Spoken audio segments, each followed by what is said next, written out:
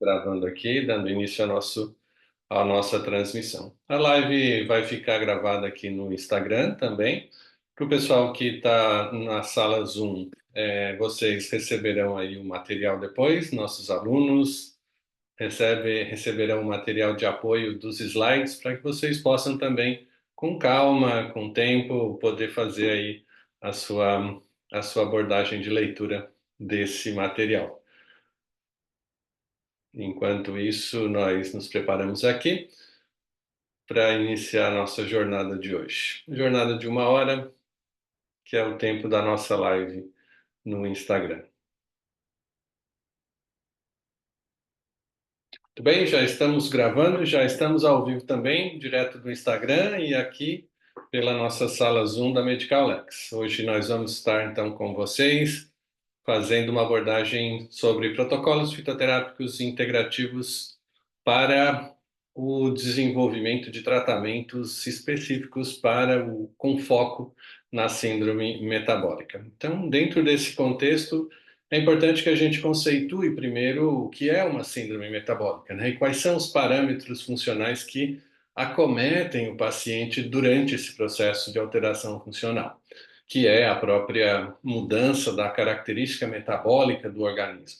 Síndrome metabólica se refere a um conjunto de comorbidades geradas a partir de uma mudança do perfil de crescimento dos adipócitos em função de uma hipertrofia nesses tecidos.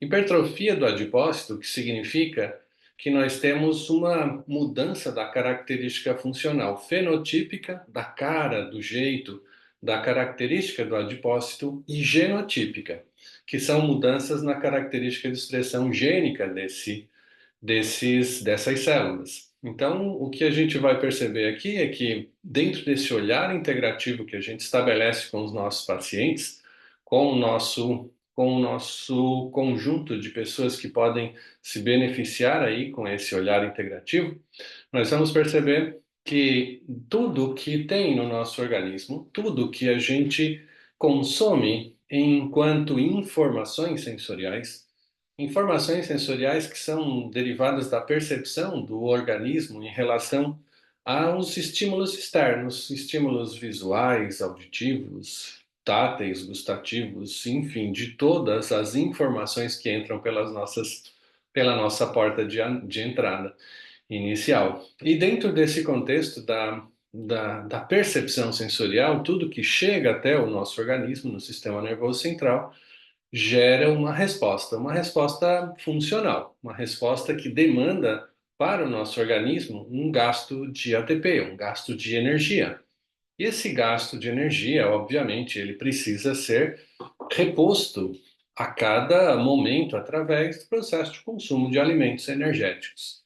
Alimentos energéticos esses que são basicamente, ou estão basicamente relacionados a alimentos com alto índice gerador de energia, que são carboidratos e lipídios.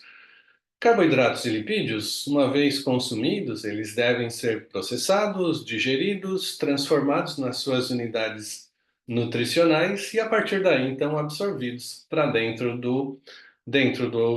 da circulação sanguínea, levando então esses componentes para as nossas células. Quando chega nas células, a gente utiliza esses elementos energéticos para a produção de energia ou se não gasta toda essa energia, ou se o metabolismo basal das células são mais baixos, o que a gente faz é acumular na forma de moléculas de estoque.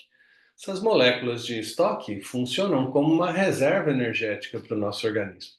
E é muito interessante porque, dependendo então do balanço que se estabelece entre o consumo de alimentos energéticos o gasto teórico das células para manter o metabolismo basal, que vai efetivamente fazer a diferença para a geração de um contexto de armazenamento dessas moléculas. E aí o que a gente percebe, de fato, é que na síndrome metabólica, o balanço energético é muito mais favorável ao acúmulo de energia dentro dos adipócitos na forma de moléculas de reserva, como os triglicerídeos, e também ao acúmulo de moléculas de glicose na forma de glicogênio.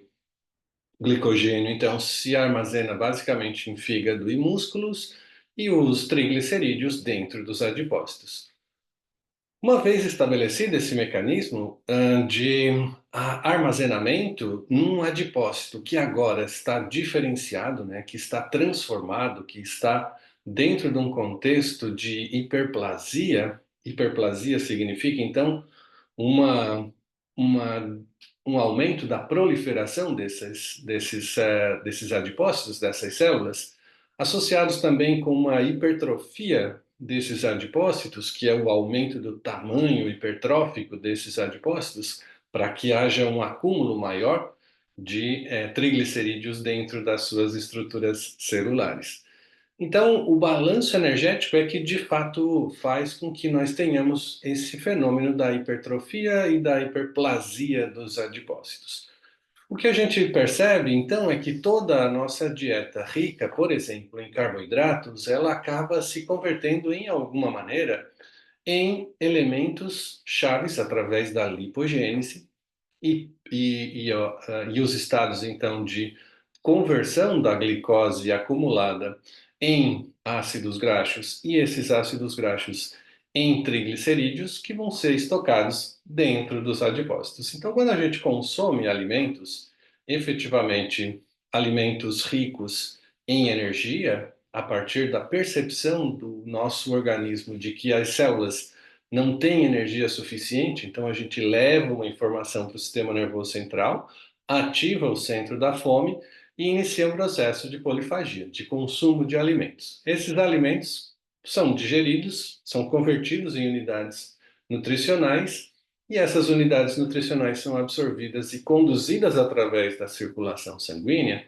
para as nossas, no caso dos carboidratos, gerando glicose como unidade nutricional, são conduzidas até as nossas células beta-pancreáticas. São percebidas, então, concentrações glicêmicas que levam à ativação das células beta-pancreáticas, fazendo com que elas iniciem um processo de produção e liberação de insulina. E aí a insulina, efetivamente, gera um mecanismo de ativação de receptores de insulina, favorecendo a expressão das proteínas que captam essa glicose para dentro das células, que são as proteínas transportadoras de glicose. Os glúteos, né? Glúte, dependendo do tecido, a gente tem a expressão, então, de uma determinada proteína transportadora de glicose.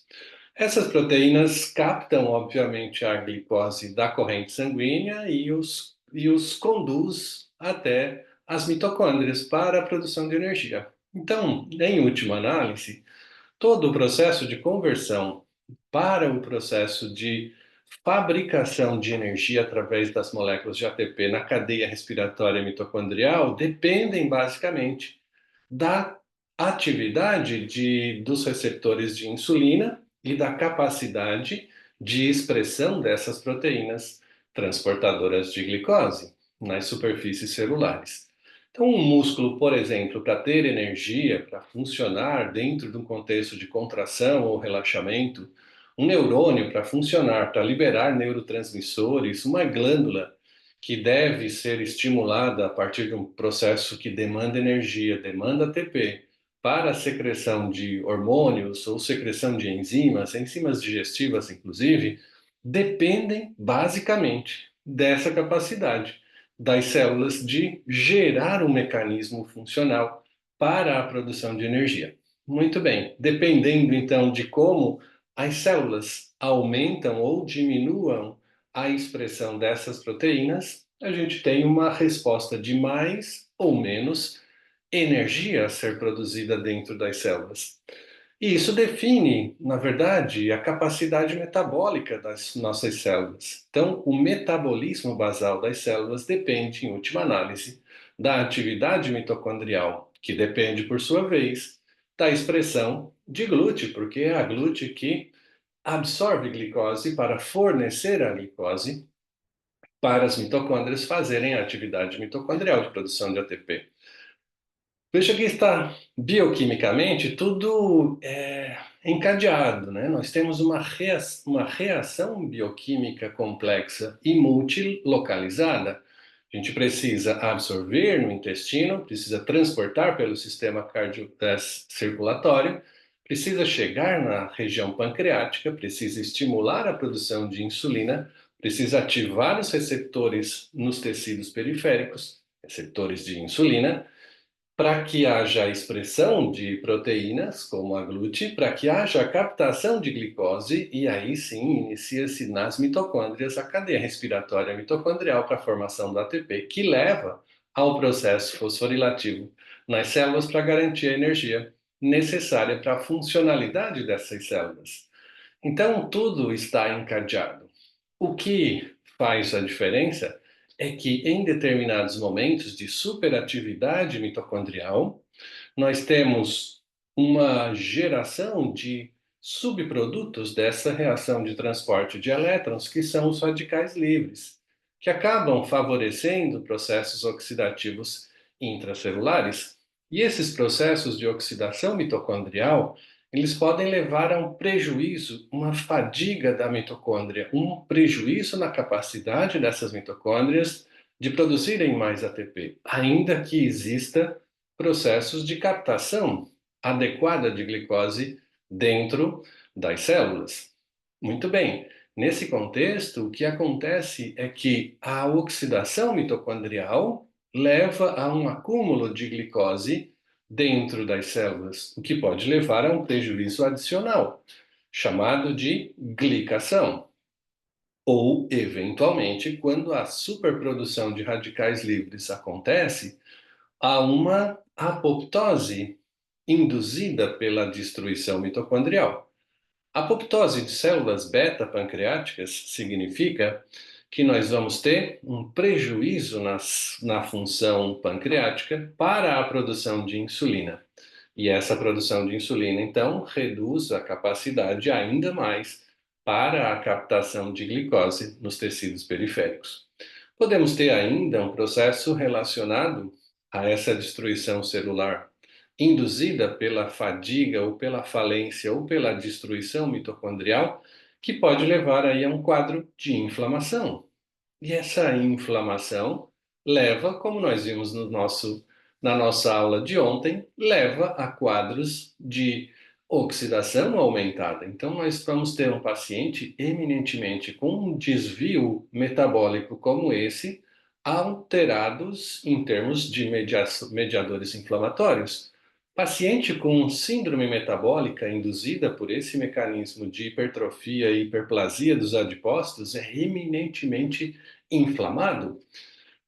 E veja, quando a gente tem então uma mudança dessa característica de acúmulo desses triglicerídeos dentro dos adipócitos e que leva a uma hipertrofia dos adipócitos, eles aumentam de volume, essa mudança de característica funcional ela acaba gerando também uma mudança do perfil genético desses adipócitos. Mudança da característica fenotípica e genotípica levam a um momento de transitoriamente mudar a característica dos macrófagos residentes nesse tecido adipóide. Olha que interessante essa afirmação. Mudança da característica do macrófago que já existe dentro do tecido adiposo. A gente tem tecido adiposo abaixo da pele, tecido subcutâneo. A gente tem tecido adiposo na região abdominal, que é usado basicamente para a proteção dos órgãos, para diminuir o impacto, para favorecer aí a geolocalização dos órgãos dentro do nosso organismo. Mas nessas condições de hipertrofia do adipócito, o que a gente encontra nesses pacientes é uma mudança da característica das células macrofágicas que estão embebidas dentro desse tecido adiposo e que servem basicamente para organizar o processo de lipólise induzido dentro desses adipócitos. Lipólise, então, quebra de lipídios. Lipogênese, criação ou síntese de lipídios. Então, esses macrófagos que estão alojados dentro do tecido adiposo, eles funcionam como reguladores do processo lipolítico. Muito bem. Durante o processo de expansão hipertrófica do adipócito, o que a gente percebe é que há uma mudança também das características fenotípicas e genotípicas desses macrófagos residentes dentro do tecido adiposo, passando de uma característica M2 regulatória para uma característica M1 inflamatória. Um macrófago com características inflamatórias, classicamente, é um produtor de citocinas, é um macrófago com capacidade de aumento da expressão de TNF-alfa, interleucina 1 beta, interleucina 6, e que são capazes, nesse contexto, de promover um quadro inflamatório. Olha que interessante isso, porque quando nós temos a hipertrofia do adipócito associado a uma mudança da característica do macrófago, que agora começa a produzir citocinas pró-inflamatórias, a gente transforma o nosso tecido adiposo de um tecido de reserva para um tecido eminentemente inflamado. Não só inflamado localmente, mas inflamado sistemicamente, porque os mediadores inflamatórios são produzidos localmente, mas eles têm uma atuação sistêmica no organismo. Então, é muito comum nós vermos, por exemplo, pacientes com quadros de hipertrofia, com obesidade, que apresentam comorbidades relacionadas. Nesse contexto da síndrome metabólica, o aumento da expansão, essa expansão dos adipócitos, ela acaba gerando uma mudança da característica inflamatória no paciente e que leva a comorbidades como o aumento da pressão arterial, alterações vasculares, alterações funcionais de secreção da capacidade secretora de insulina, então gera, claro, associado a essa obesidade, gera hipertensão e diabetes. Quando a gente tem esses três contextos metabólicos presentes no paciente, essa é uma característica que é definida como síndrome metabólica. E é realmente isso que acontece, né? Uma mudança da característica do metabolismo basal das células, uma alteração funcional na composição glicêmica do plasma, uma alteração funcional no pâncreas pelo processo de indução de apoptose e uma mudança da característica pressória, porque o tecido adiposo hipertrófico, ele deposita-se sobre os órgãos. Quando ele deposita sobre o rim, sobre os rins, há uma capa de tecido adiposo sobre os rins, reduz a perfusão renal, chega menos sangue no ambiente renal. Com a chegada de menos sangue, as células renais, elas acabam respondendo a essa redução da perfusão, produzindo renina. A renina que converte angiotensinogênio em angiotensina, e a angiotensina 1 é convertida imediatamente em angiotensina 2 pela passagem pela enzima conversora de angiotensina na circulação pulmonar. E aí, a angiotensina 2 é extremamente hipertensiva. E ela gera, nesse contexto, pressão arterial, porque produz ativação de receptores AT1 sobre o leito vascular, fazendo vasoconstrição, produz uma ativação do sistema simpático, fazendo com que haja liberação de noradrenalina e aumente o fluxo sanguíneo através do aumento da força e frequência cardíacas, faz uma absorção de eletrólitos para a corrente sanguínea, e isso leva a um aumento da volemia do sangue. Então, aumenta o volume, faz vasoconstrição e aumenta o fluxo sanguíneo pelo aumento da força e frequência cardíaca. Isso tudo, obviamente, altera a pressão sanguínea muito fortemente.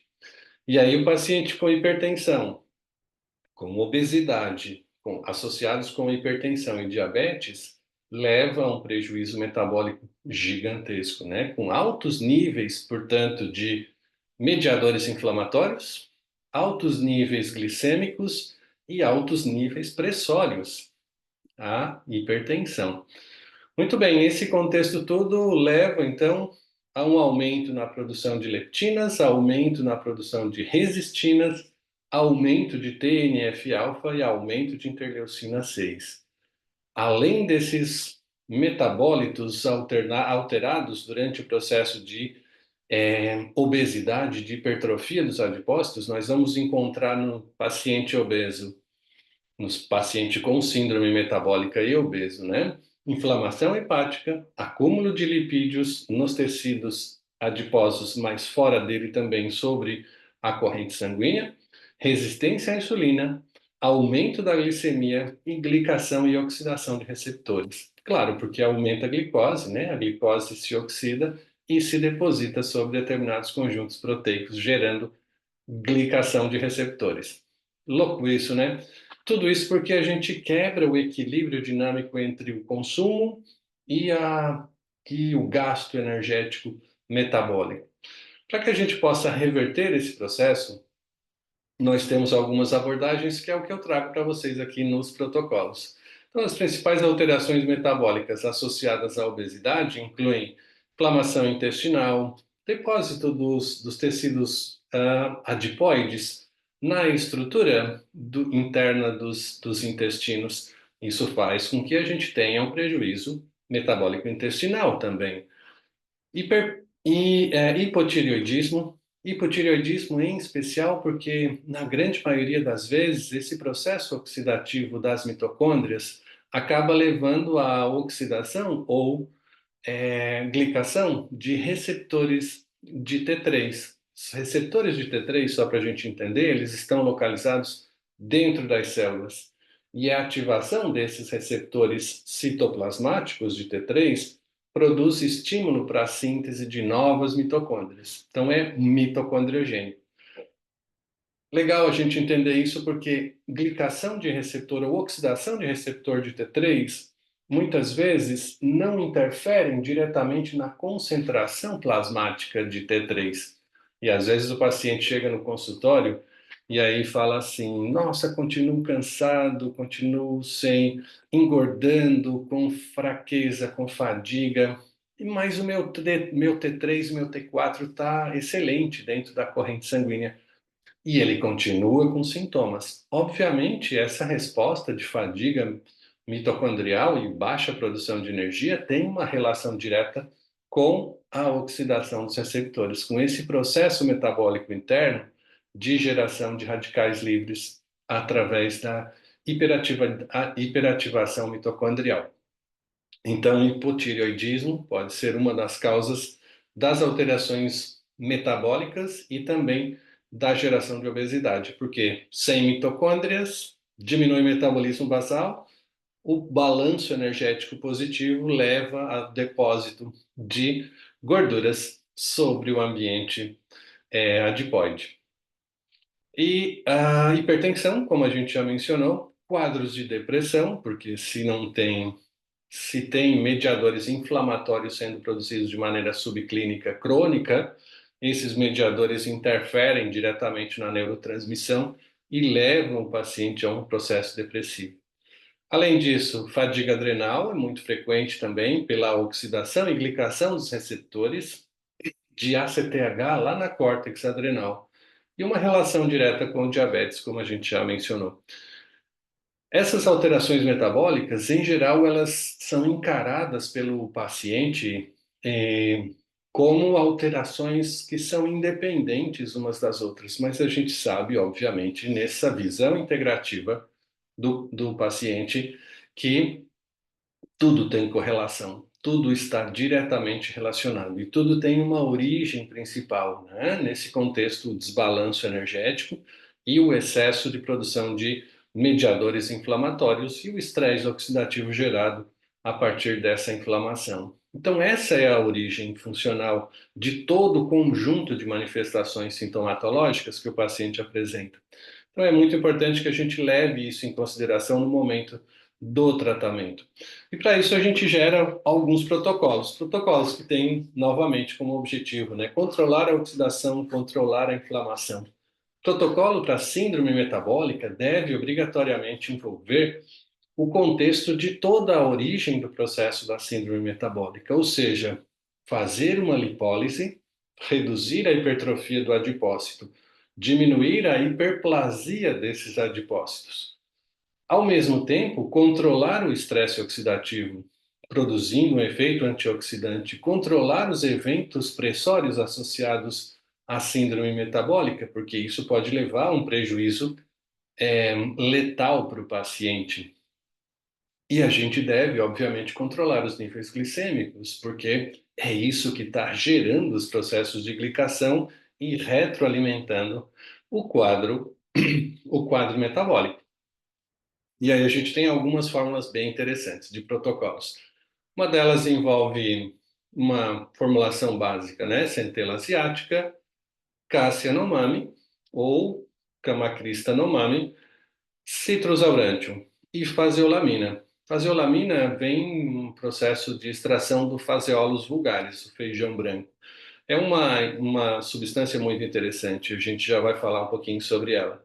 Centela asiática, então, no sentido de proteger o leito vascular, melhorar a resposta vascular e, ao mesmo tempo, gerar um efeito ansiolítico no paciente. Cassia nomami ou cassiolamina, que diminui a absorção, junto com a faseolamina, diminuem a absorção intestinal de glicose e também de ácidos graxos. Então, é muito interessante porque a gente já diminui a glicemia e a trigliceridemia e a colesterolemia nesses pacientes com síndrome metabólica.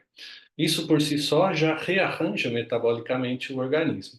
E o citrus aurantium, que tem a função lipolítica, estimula a degradação de triglicerídeos dentro dos adipócitos, fazendo com que reduza esse quadro de hipertrofia dos adipócitos. A gente tem ainda fórmulas adicionais integrativas, referindo aqui ou empregadas no processo da obesidade. Uma fórmula, por exemplo, para pacientes que já estão com um quadro pressório bastante alterado pela própria síndrome metabólica, a gente inclui na formulação o alho sativo. O alho, o alho é muito interessante porque ele tem múltiplos efeitos a partir dos constituintes químicos que estão presentes no extrato de alho. O alho apresenta um efeito antihipertensivo, vasodilatador, ele ativa diretamente os canais de potássio no leito da musculatura lisa vascular, então faz um efeito vasodilatador, uma acomodação pressória mais ideal. Ao mesmo tempo em que ele diminui a produção de colesterol, diminui a produção e a absorção de ácidos graxos do ambiente intestinal e reduz os quadros de comprometimentos funcionais trombóticos, ou seja, tem um efeito de proteção vascular contra os processos de aterosclerose e de trombose. Então é uma plantinha super interessante. As outras a gente já mencionou, né? Centela asiática, Cassia nomami e Citrus aurantium, mantendo a mesma característica funcional de restabelecimento do metabolismo basal. Importante também restabelecer um padrão de proteção oxidativa lipídica, que é o caso de repor vitaminas lipossolúveis, sobretudo a D3, a E e a K2. Essas vitaminas lipossolúveis nos ajudam a proteger as membranas celulares, além de ter um efeito antioxidante, também controlam aí no caso da D3 a absorção de cálcio e o direcionamento desse cálcio a partir da K2 para a matriz óssea, reforçando o osso e impedindo calcificações vasculares. Então é muito interessante essa proteção também das membranas lipídicas das nossas células. E uma fórmula bem interessante que é o OX-Free, é uma fração aquosa da própolis verde, que pode então fornecer aí um elemento antioxidante bem interessante para diminuir o estresse oxidativo celular, proteger as mitocôndrias do excesso de radicais livres que são produzidos, e ela é muito rica em compostos fenólicos e por isso tem um efeito antioxidante tão interessante.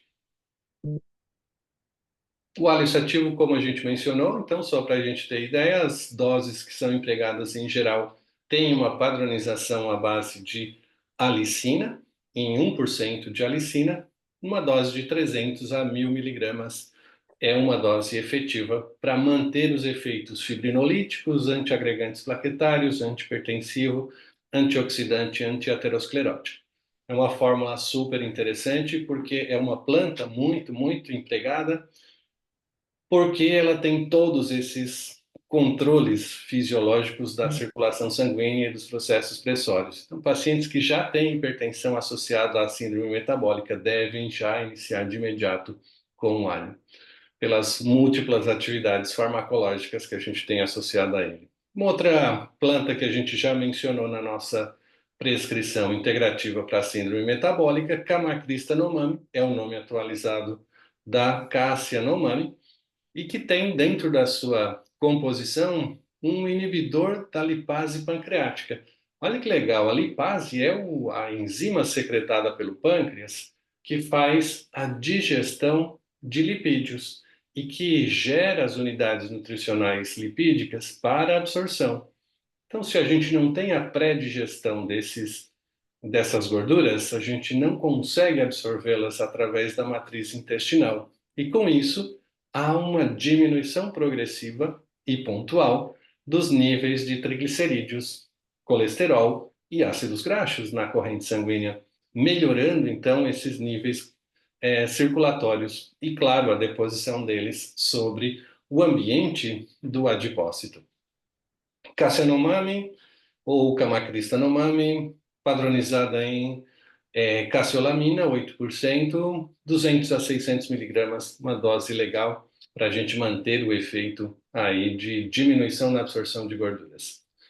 E a faseolos vulgares, que tem dentro da sua composição a faseolamina. Faseolamina, então, que na composição diminui a alfa-amilase pancreática. Assim como a cassiolamina diminui a lipase pancreática, a faseolamina diminui a atividade da alfa-amilase pancreática, que reduz, então, a conversão dos açúcares que consumimos na nossa dieta alimentar em unidades glicêmicas básicas, fundamentais, como a glicose, frutose e galactose. Então, se nós não temos a pré-digestão desses carboidratos, nós diminuímos os picos glicêmicos pós-prandiais, diminuímos a concentração glicêmica e, por isso, favorece uma redução da glicemia. Controla a glicemia. Controlando a glicemia, a gente reduz a chance de glicação de outros receptores. E, com isso, protege também o pâncreas das suas atividades metabólicas. Você gostou? O que a gente vai perceber também é que alguns... Vou falar, obrigada, minha mamãe. Só ativar o mudo aqui para não atrapalhar nossa aula. A gente vai perceber também o citrus aurantium. Olha o citrus aurantium, que legal. Laranja amarga. Laranja amarga é uma planta muito interessante porque tem sinefrina na sua composição. Um dos componentes dele, né? Do citrus aurantium. A sinefrina faz uma ativação dos receptores beta-3 adrenérgicos constituídos lá nos adipócitos e estimula a lipólise. Essa ativação beta-3 dos receptores beta-3 adrenérgicos estimula uma via de sinalização associada ao AMP cíclico que ativa a lipase ao final da cascata metabólica de reações, ativa a lipase dos triglicerídeos. Então faz com que o adipócito efetivamente reduza a sua hipertrofia, porque aumenta, acelera a quebra dos triglicerídeos em ácidos graxos, e eles, ácidos graxos, são liberados através da corrente sanguínea para serem usados lá no fígado, através da beta-oxidação lipídica, como fonte de energia para o organismo. Então é uma planta termogênica, lipolítica e que ajuda no processo de redução das medidas ou do tamanho de tecido adiposo dentro do organismo. E, obviamente, e preferencialmente, essa ação se dá sobre o tecido adiposo intraabdominal. que é aquele depositado sobre os órgãos internos. É muito interessante, a gente tem ainda outras fórmulas aqui atribuídas ao processo de controle da obesidade, da síndrome metabólica e em especial da obesidade, que incluem adaptógenos, hepatoproteção e reposição de complexo B. Essa é uma fórmula, um protocolo muito interessante, especialmente para os pacientes que têm quadros associados à obesidade, com fadiga mental, com estresse persistente, estresse crônico, que estão com uma fadiga adrenal. E nesse contexto é super interessante Ahn, porque no contexto da atividade biológica dessa fórmula, a gente consegue repor a energia mitocondrial, fazer com que aumente o metabolismo basal celular, o que já ajuda a equilibrar o balanço energético positivo. Nós temos ainda o picolinato de cromo que aumenta a sensibilidade dos receptores de insulina, reduzindo, portanto, os riscos de resistência insulínica.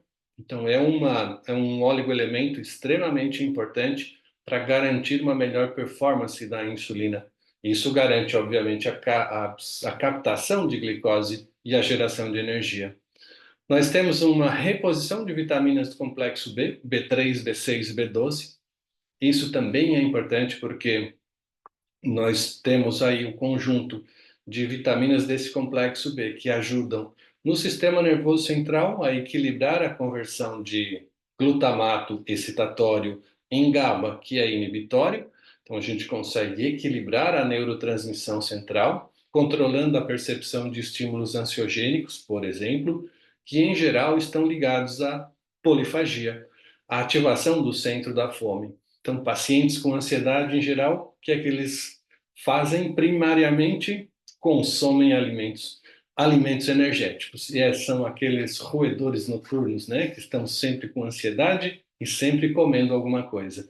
Esse controle da atividade do centro da fome está diretamente ligado a dois fatores. O primeiro, a percepção dos estímulos ansiogênicos, e um segundo, que é a falta de energia celular. Então, essa diminuição da capacidade energética do metabolismo basal celular leva um estímulo central para o consumo de alimentos. As vitaminas do complexo B ajudam a controlar esse processo de ativação do centro da fome. Vamos ver também aqui nessa fórmula silimarina, que é uma substância extraída do cardo mariano, ou sílibo mariano, e aí a gente consegue nessa fórmula reduzir o dano hepático produzido por estresse oxidativo dentro dessa atividade do hepatócito. Então, a hepatoproteção é essencial nesse processo de remodelagem metabólica, porque grande parte do processo metabólico passa pela atividade hepática, né, pelo fígado. E quando nós protegemos aí o fígado, a gente garante uma redução da toxinemia, porque o fígado vai estar processando muito mais facilmente as toxinas e eliminando-as através da filtração glomerular renal, favorecendo essa eliminação. E a gente vai ter então adaptógenos. Nesse caso, essa fórmula foi desenvolvida, esse protocolo, para um paciente que tinha gripes de repetição, fadiga mitocondrial, fadiga adrenal, fadiga mental. E por isso a gente escolheu como adaptógeno o astragalus mongólicos. O astragalus é um adaptógeno que ativa o eixo hipotálamo-hipófise adrenal, restabelece um padrão funcional do cortisol e, ao mesmo tempo, faz uma imunomodulação, melhora a resposta dos nossos linfócitos e dos nossos macrófagos residentes à presença de estímulos imunogênicos derivados de micro-organismos, bactérias, vírus, fungos. Então, é uma planta adaptogênica que também pode ser empregada para o controle de infecções de repetição, por exemplo, gripes, infecções vaginais, recorrentes, né, frequentes, e que nesse contexto melhoram a resposta funcional do nosso organismo também, produzindo mais energia.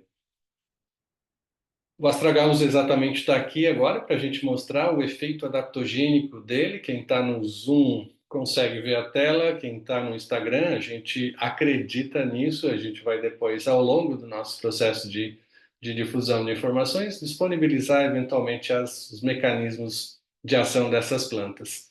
Mas aqui a gente tem muito claramente a ação do astragalus e dos seus componentes, os astragalosídeos, fazendo uma regulação da via adaptogênica via hipotálamo, hipófise e adrenal. Além disso, também ativa o mecanismo de modulação da atividade dos macrófagos e dos linfócitos, fazendo com que haja uma melhoria da imunidade de resposta celular. No conjunto de modificações na síndrome metabólica, talvez o órgão que mais seja impactado no contexto inflamatório produzido pelo acúmulo de gordura no tecido adiposo, pela hipertrofia dos adipócitos, seja o fígado. E o fígado realmente precisa de uma atenção especial no paciente obeso, no paciente que tem síndrome metabólica e no paciente que tem alterações funcionais no seu contexto de acúmulo de gorduras nos adipócitos.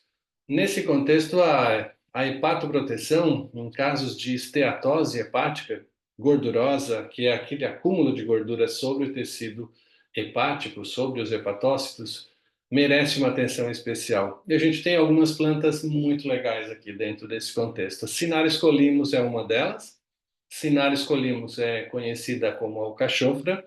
A alcachofra, ela funciona como tendo um efeito colerético e um efeito colagogo, então aumenta o fluxo biliar e aumenta a contração da vesícula biliar para a eliminação da bile.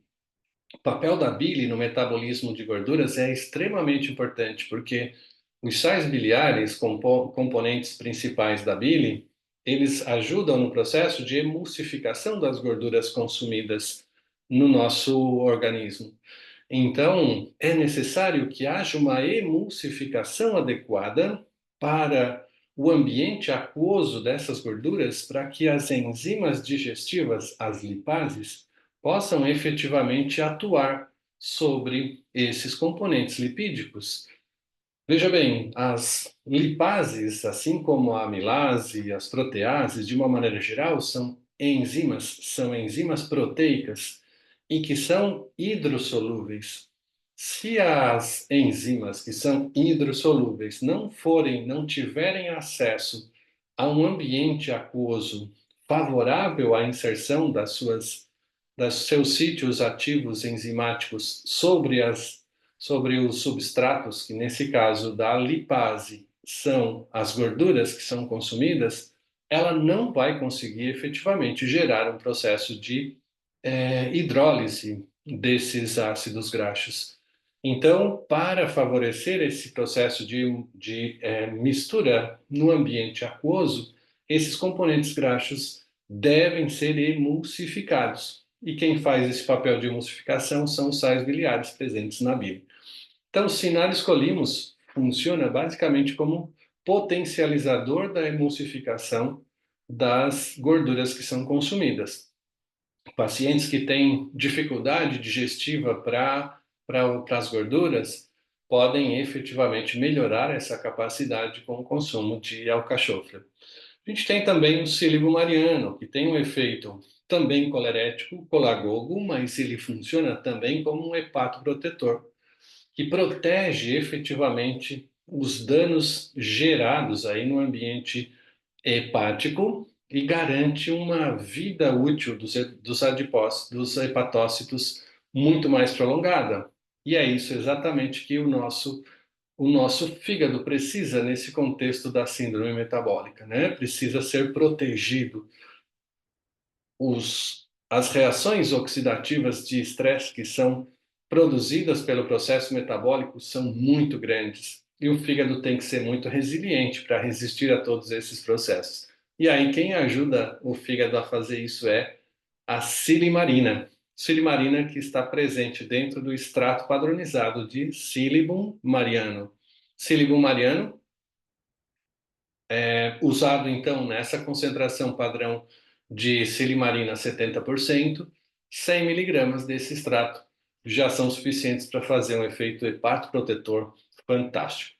E a gente pode ter associado a isso também a própolis verde, né? A própolis verde é sensacional também pelos seus componentes fenólicos, tem um efeito antioxidante e também é hepatoprotetor sobre as atividades dos hepatócitos.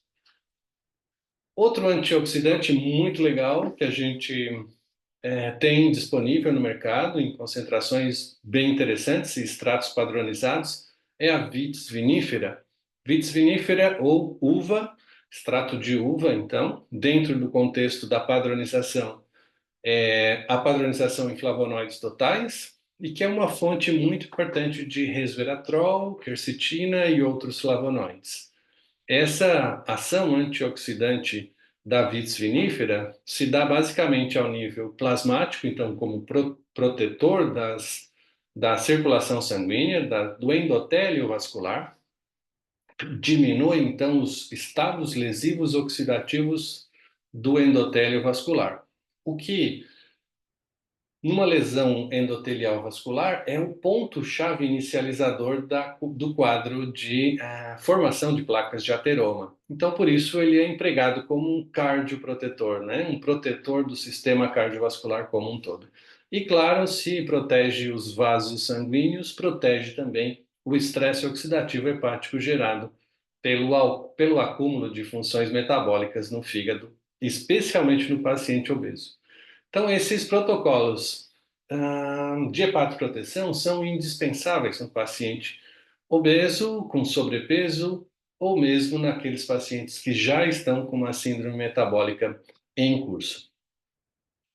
Essa nossa aula de hoje foi patrocínio exclusivo aqui do nosso curso de pós-graduação em fitoterapia clínica, que é onde nós apresentamos detalhadamente aí, por módulos fisiológicos, todas as plantas medicinais, todos os protocolos integrativos, o formulário de fórmulas que a gente tem desenvolvido já na prática clínica laboratorial aqui no nosso consultório e que vão estar disponíveis para os nossos novos alunos. Estamos lançando aqui a nossa turma 10, então, que tem uma conotação bem especial para a gente, porque a gente vai estar disponibilizando para essa turma 10 uma residência em fitoterapia clínica em consultório.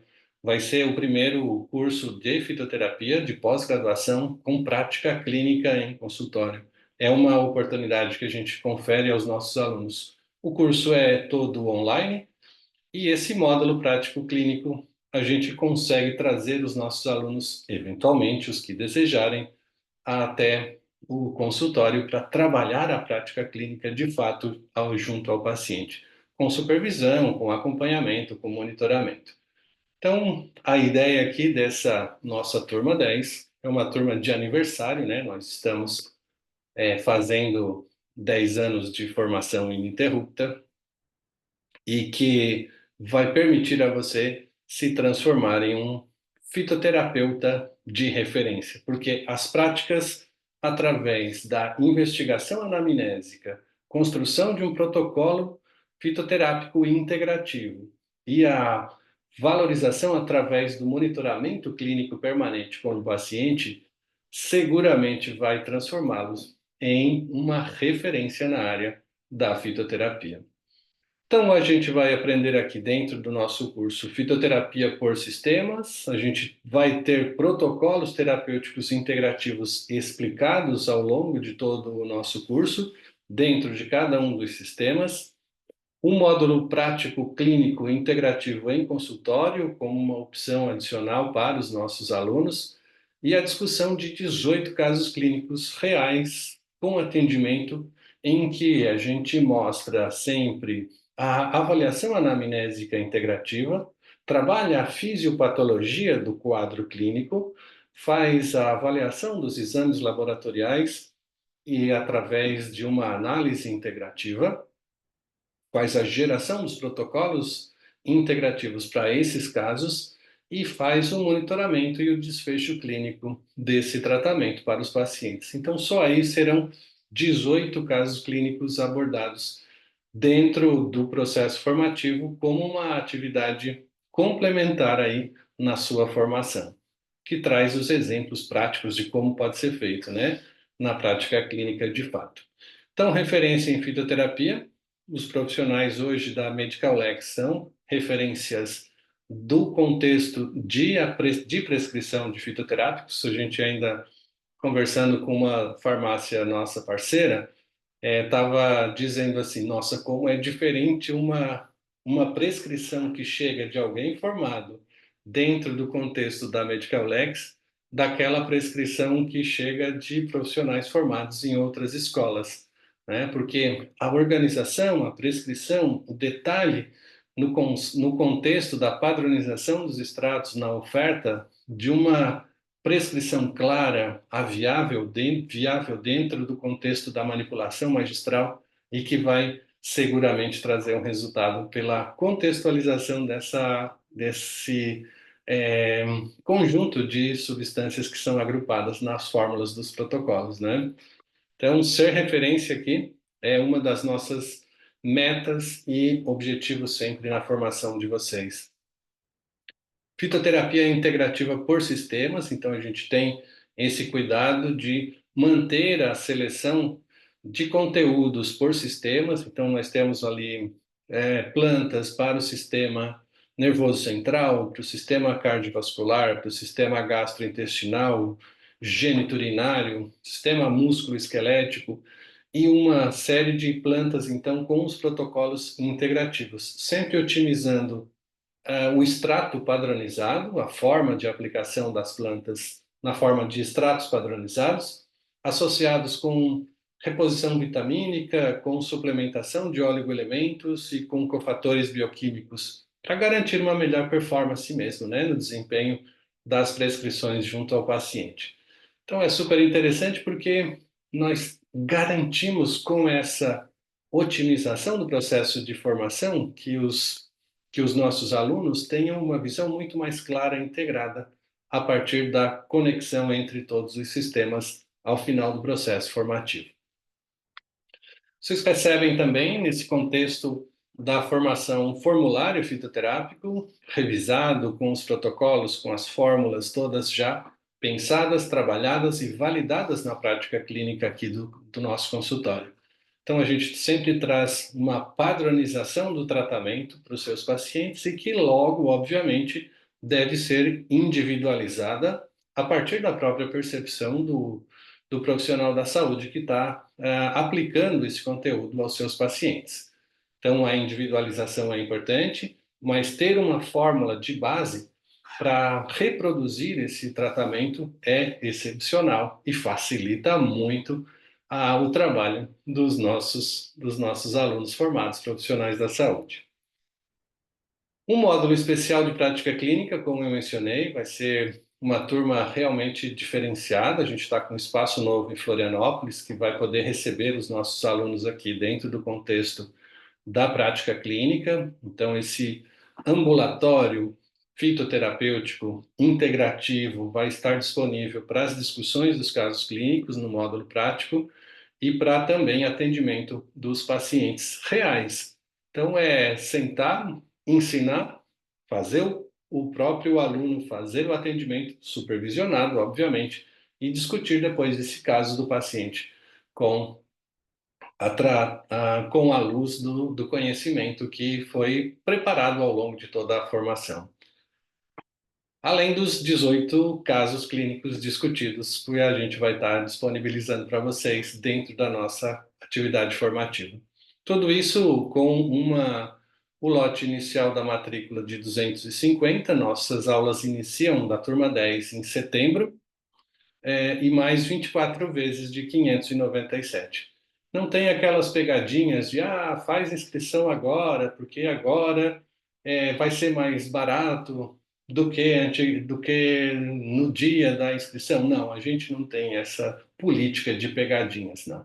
O nosso preço é 597, 24 vezes, 250 de matrícula para validação dos diplomas e para a garantia do processo formativo de vocês, de todo o material que está sendo construído, e também as mensalidades para garantir que a gente tenha uma repartição aí de conteúdos adequados, valorizados pelo que a gente está apresentando.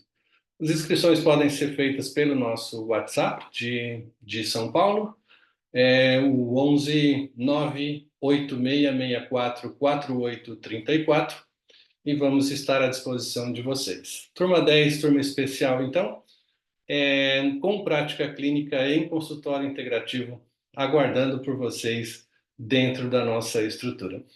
Para as pessoas, então, que forem se inscrever nessa próxima semana, que a gente está abrindo as inscrições agora para o nosso curso, nós estamos fornecendo adicionalmente um acesso aos casos clínicos discutidos no nosso programa Profissional Prime 1. Já estamos no 2, finalizando o 2, e no caso, na plataforma Profissionais Prime 1, nós temos todos os casos clínicos discutidos, validados também com as formulações que nesta semana, se vocês se inscreverem, ainda dá tempo de ganhar aí essa formação adicional de brinde, um acesso a essa plataforma Profissional Prime, né? Gostaríamos aqui de agradecer a presença de todos vocês dentro da nossa Semana dos Protocolos Clínicos Integrativos. Dizer que para a gente é uma grande bênção estar aqui difundindo conhecimento na área das plantas medicinais e trabalhar no contexto da formação de novos profissionais que podem trazer uma diferença para a nossa sociedade moderna, que está tão prejudicada em termos de qualidade dos serviços de saúde, né? E para a gente, então, é uma grande honra poder compartilhar com vocês essa formação em prática clínica na fitoterapia integrativa. Tá bom? Espero que vocês tenham gostado da semana. A gente vai procurar disponibilizar para vocês um material de apoio ao longo da nossa semana de formação. E os nossos alunos aqui do Zoom são sempre muito bem-vindos para participarem também da nossa próxima turma, como ouvintes. A gente sempre deixa disponível para os nossos alunos o acesso às turmas seguintes do nosso curso de especialização em fitoterapia clínica integrativa. Forte abraço, vejo vocês na nossa próxima turma, turma 10, de fitoterapia clínica integrativa. Grande beijo e até lá!